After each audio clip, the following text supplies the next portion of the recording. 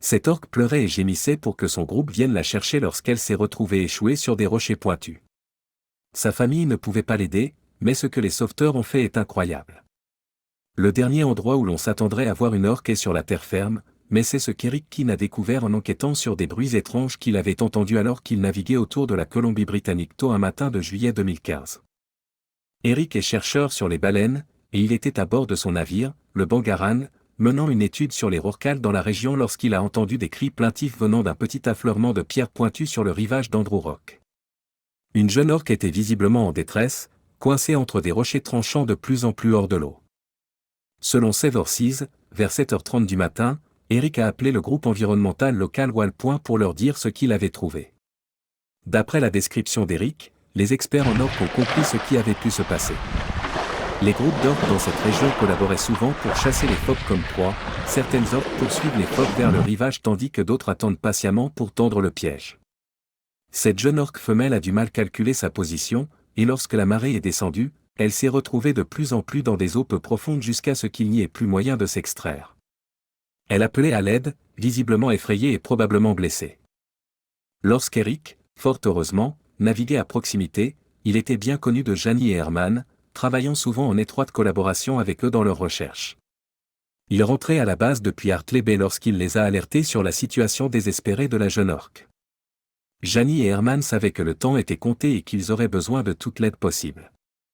En se dépêchant vers le nord pour rejoindre Eric dans le canal Squally, ils ont également contacté les gardiens Gilgaat à Hartley Bay et Pêche et Océan Canada, DFO, deux organisations marines, pour les alerter sur la situation critique de la jeune orque. Pendant ce temps, Eric et son équipage s'approchaient de l'orque pour voir s'ils pouvaient l'aider à se libérer des rochers. Ils ne se sont pas approchés trop près d'elle au début pour éviter de l'effrayer et de la blesser. En réalité, s'ils avaient essayé de la soulever des rochers ou de la tirer, ils l'auraient gravement blessée car les rochers étaient couverts de bernacles qui auraient pu lui couper la peau. Comme c'était, elle saignait légèrement de la région pectorale et de la queue. À l'arrivée de Jani et Herman, Eric a appris que John Ford et Paul Cottrell de la DFO leur avaient donné des conseils par téléphone satellite pour maintenir l'orque au frais et mouillé jusqu'à ce que la marée remonte, moment où elle pourrait se libérer elle-même. Cependant, la marée ne remonterait pas avant 8 heures supplémentaires, et c'est ainsi que le marathon de sauvetage a commencé. Lorsqu'ils se sont approchés d'elle pour la première fois, l'orque était évidemment anxieuse quant à leurs intentions. Être piégé et mal à l'aise, entouré d'humains, a dû être assez effrayant pour une jeune épaulard. Sa respiration était rapide et peu profonde, et la gravité rendait évidemment les choses plus difficiles pour elle. Eric a ingénieusement fabriqué une pompe à eau de fortune avec un tuyau et du ruban adhésif et est allé à l'arrière de l'île où il a travaillé avec la pompe pour Herman, qui utilisait le tuyau pour arroser l'orque avec de l'eau de mer rafraîchissante.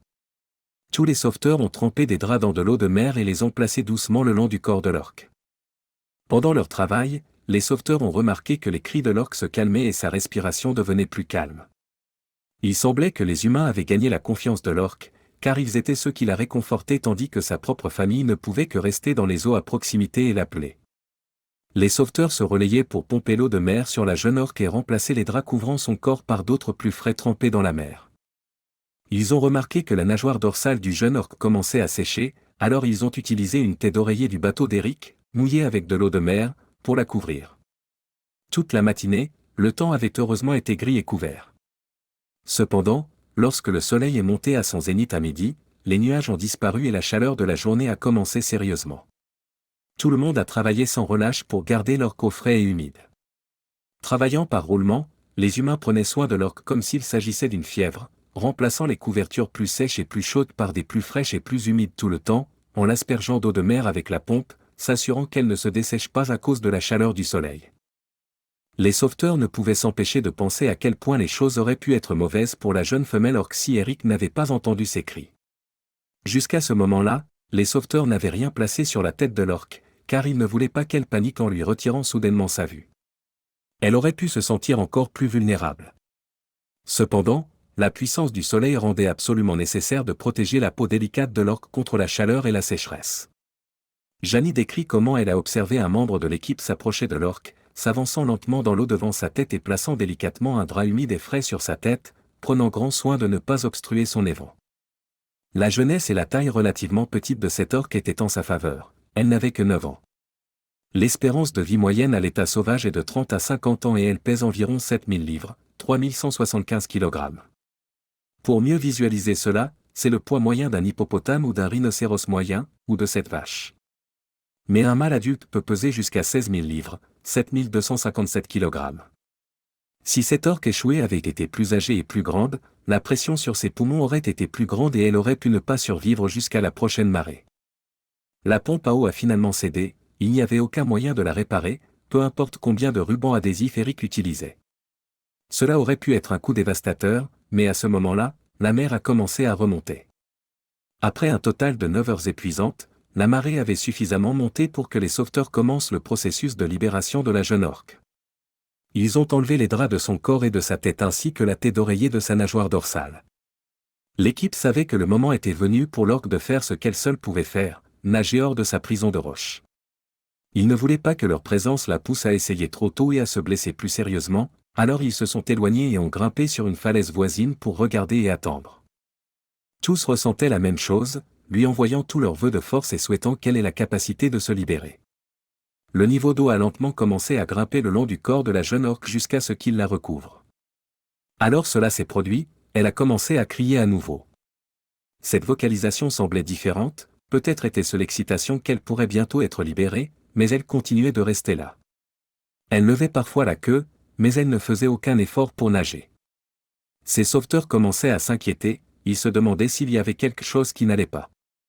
Peut-être était-elle plus gravement blessée qu'ils ne le pensaient, ou peut-être était-elle trop épuisée par son long calvaire pour faire cet ultime effort pour s'échapper.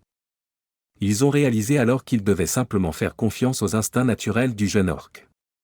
En bougeant sa queue, elle testait la profondeur de l'eau, et lorsqu'elle a su que c'était sûr et qu'elle ne risquait pas de se blesser, elle a soudainement donné 2 énormes coups de queue, libérés des rochers. Elle a filé à travers la mer. D'où ils se tenaient, observant depuis leur bateau et sur les rochers tout autour d'elle, les sauveteurs humains ont crié « Vas-y, ma belle !» et ont applaudi dans l'exaltation et le soulagement. Ils l'avaient fait. Il avait fallu plus de 9 heures de travail acharné et de soins attentionnés, mais ils avaient réussi à maintenir la jeune orque en vie et en bonne santé jusqu'à ce qu'elle puisse retrouver son groupe une fois de plus. Eric avait placé un hydrophone dans l'eau et a pu jouer le sauvetage comme chanson de l'orque alors qu'elle vocalisait encore et encore, appelant une réponse de sa famille. Pendant un moment, sa voix était la seule. Eric et ses collègues miraculeux ont vécu un moment de préoccupation et de doute. Où était le groupe de la jeune orque? Avait-il abandonné après un si long moment sur la terre? Avait-il tristement nagé loin pour pleurer sa perte? À mesure que des réponses faibles aux cris de l'orque sauvée commençaient à devenir audibles à une certaine distance, un soulagement a balayé les auditeurs en attente. La jeune femelle semblait entendre aussi les réponses de sa famille alors qu'elle nageait dans la direction de leurs appels éphémères, s'éloignant rapidement dans la joie et l'excitation de sa libération. L'équipe de sauveteurs humains se tenait ensemble dans leurs émotions partagées. Ils étaient fiers et submergés par ce qu'ils avaient réussi à faire ensemble. Chacun d'eux avait donné tout ce qu'il avait, et ils soupiraient de soulagement, sachant que ce qu'ils avaient vécu ce jour-là resterait avec eux pour le reste de leur vie. Quelle belle conclusion! Si vous avez aimé cette histoire, n'oubliez pas de mettre un pouce levé et de vous abonner. Merci de nous avoir suivis, à la prochaine.